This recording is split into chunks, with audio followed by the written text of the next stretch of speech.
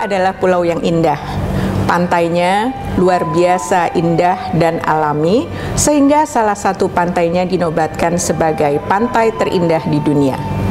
Di balik keindahan pantainya, ternyata penduduk Sumba hidup di lingkungan yang sama sekali tidak indah.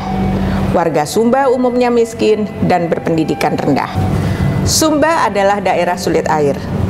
Warga harus berjalan jauh untuk mendapatkan air bersih, sehingga air yang diperoleh hanya digunakan untuk minum dan masak.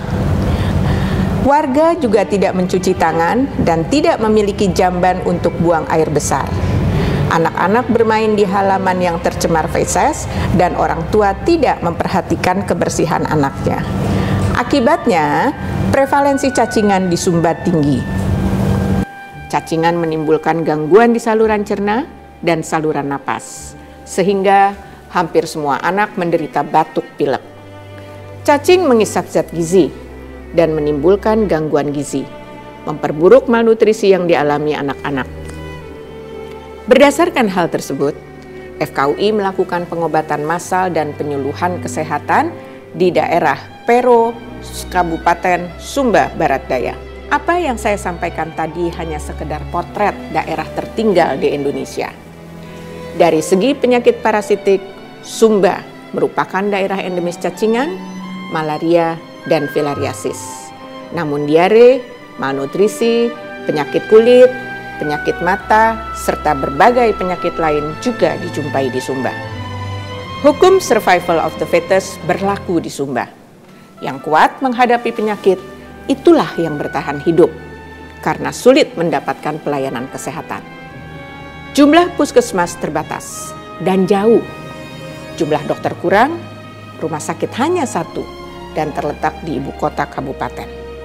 Pasien harus berjalan kaki sekian kilometer karena transportasi umum sangat terbatas.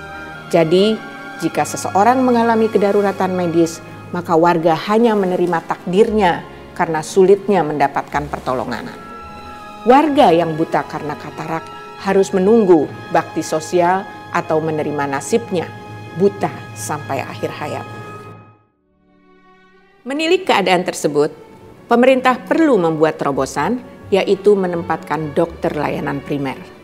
Keberadaan dokter layanan primer setara spesialis sangat diperlukan, karena tugas DLP bukan hanya sekedar kuratif, tetapi promotif dan preventif.